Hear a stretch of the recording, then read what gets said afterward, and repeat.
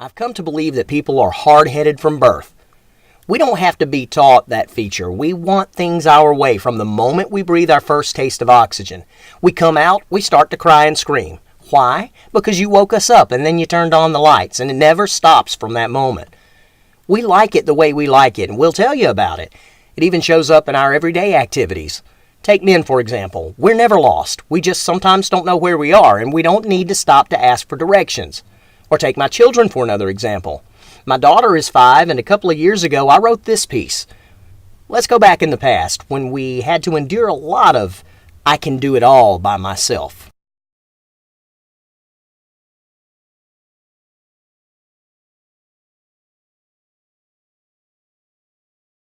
The phrase, I can do it all by myself, is a lot cuter when uttered from the tiny mouth of a 2.5-year-old. My daughter's growing way too fast, and she's at the stage now where she wants to do many of the things that we used to help her with, all by herself. I love that when they're young, partly because of the cuteness factor, but also because of the hilarity that... I love that when they're young, partly because of the cuteness factor, but also because of the hilarity that can ensue...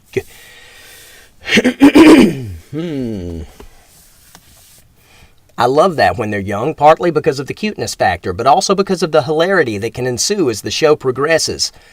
It might sound mean to laugh at her misfortune, but she can get into some messes that, let's just face it, are hilarious.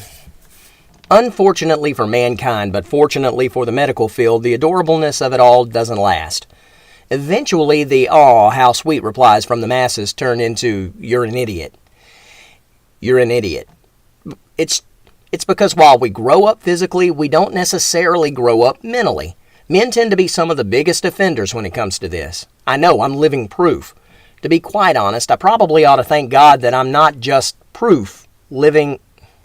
To be quite honest, I probably ought to thank God that I'm not just proof, leaving out the living part. Kids are innocent. They want to be like the adults that are taking care of them. That's why it might not be such a great idea to practice your vices where they can see and emulate you. For instance, what if you smoke around your child and one day while you aren't looking, he takes a cigarette from the pack an ant left on the arm of the chair and puts it down the front of his pants between skin and underwear, hoping to get a chance to try smoking it later? What if it's mid-July and that child is very forgetful? And what if because the cigarette has been down there all day and the child has forgotten and then began to sweat, it breaks apart and the tobacco disperses all about his parts and crevices? Do you have any idea how sweat and skin mixed with the chemicals in cigarette tobacco react and create a burning sensation like you decided to do your business sitting on a fire ant hill? Well, I do, because I was that child.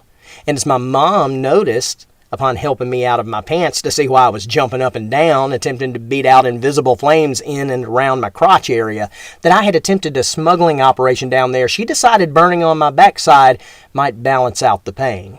It didn't. It added to my pain. You might think I'd learned, but again, I didn't. The I can do it all by myself mentality somehow became firmly tattooed into my subconscious mind so that I hate getting help with just about anything.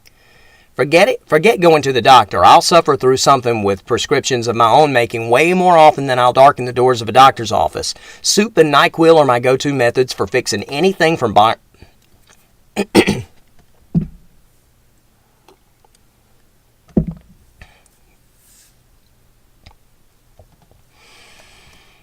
Soup and NyQuil are my go-to methods for fixing anything from bronchitis to a stab wound. And whiskey. I can fix things with whiskey.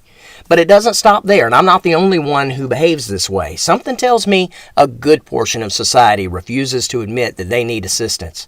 Here's a story that'll make you scream, "Are you the most idiotic person in all of mankind?" I was building the set for a local production I was directing with my wife. The show was Bye Bye Birdie, the wonderful 50s era musical. The first scene calls for a piano in the office of a music producer, and I wanted an old classic upright.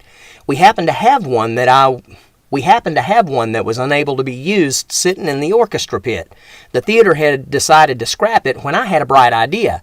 I would gut it so that the shell could be lifted easily from the pit and onto the stage. I would create a prop piano that looked something like a working one, but I would create a prop piano that looked like a working one but was very light and maneuverable. After all, there's been a need for a prop like that in several of our shows, and it'd be nice to have something that wasn't as heavy as a working piano. To gut the piano, I had to remove the soundboard from inside it, and that required that it be laid down on its back. Now remember, this is one of those old classic uprights, the kind with a tall top. Those are out of this world heavy. If you've ever tried to move one, you know that. It takes several men to get one any distance. I had my men scheduled on a Saturday to help with laying it down, but for reasons it could not be helped. I had my men scheduled on a Saturday to help with laying it down, but for reasons that couldn't be helped, both were unable to make it. What to do? I didn't want to delay getting the prop ready. We were in a time crunch, but more importantly, I was excited about doing it that day, and I didn't want to wait. So there I was in the orchestra pit, alone on a Saturday with nobody to hear my screams, and I decided, you know what? I can do it all by myself. I shifted the piano forward and backward a little bit to get a feel for its balance, and I thought this could be done if I lay it down slowly. And it was working too until I got it about a foot from the ground and felt my back make a familiar revelation. If you don't stop, if you don't let go, I'm about to freak out. I tangled with my back enough to know that it wasn't joking, and I let the piano drop the rest of the way. It made a loud sound, but it didn't break the piano. And that would have been okay if only I had thought to pull my feet out from under its path. The piano landed on my two big toes. Now first, the half second before the pain hits and you realize you've maybe changed your world forever with your stupidity, it wasn't that bad. My mind went to a place of, something feels funny. But then I felt the shock and pain of an old classic upright Steinway with the tall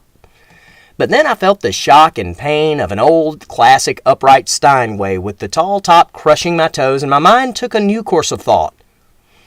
Ah! I was forced to tug my toes out from under the piano, which was applying so much pressure that my feet came completely out of my shoes and left them there. I stood there for a while, afraid to bend down and look at my toes and totally convinced that they were crushed. I might have to be assisted out of the pit. But when I finally managed the courage to have a look, I was very surprised to find they were only bruised and I could move them. It was painful, yes, but they could move and I was able to walk to some extent. My suggestion is that we realistically look at the